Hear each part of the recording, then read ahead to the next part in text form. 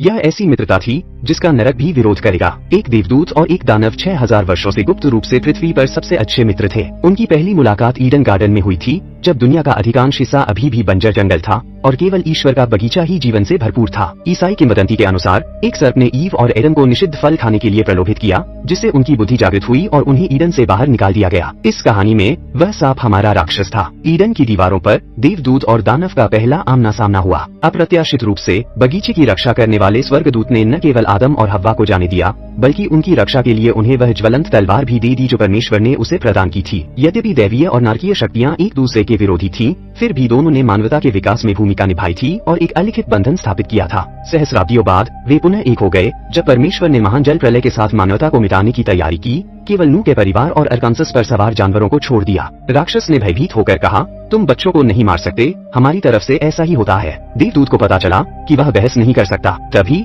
राक्षस ने एक गेंडा को भागते हुए देखा। यही असली कारण है कि वे विलुप्त हो गए। जैसे जैसे युग बीतते गए, दोनों को एक चौंकाने वाली बात का एहसास हुआ। देवदूत ने विश्वास को प्रेरित करने के लिए चमत्कार फैलाए, जबकि दानव ने आत्माओं को भ्रष्ट करने के लिए दुष्ट विचार बोए। उनके प्रयास एक दूसरे को पूरी तरह से रद्द कर देते हैं। यदि ऐसा है तो दोनों को इतनी मेहनत क्यों करनी चाहिए? उन्होंने सिक्का उछालने का निर्णय लिया। विजेता को दोनों काम संभालने होंगे, जबकि हारने वाले को आराम करना होगा। इस शानदार व्यवस्था ने उन्हें सहस्राब्दियों तक आराम से रहने दिया। द्वितीय विश्व युद्ध के दौरान देवदूत ने स्वयं को नाजी एजेंटों के चंगुल में फंसा हुआ पाया। महत्वपूर्ण क्षण में दानव चर्च में नाचता हुआ आया, क्योंकि पवित्र भूमि ने उसके पैरों को जला दिया था। उन्होंने एक जर्मन बमवर्षक का मार्ग बदल दिया। आधे मिनट बाद चर्च मलबे में तब्दील हो गया, एजेंट नष्ट हो गए। राक्षस ने देवदूत की बहुमूल्य पुस्तकों को भी बचा लिया। बहुत अधिक प्रभावित होकर देवदूत ने पहली बार ईश्वरीय नियम तोड़ा। उन्होंने कृतज्ञता स्वरूप उपहार स्वरूप पवित्र जल की एक शीशी चुरा ली।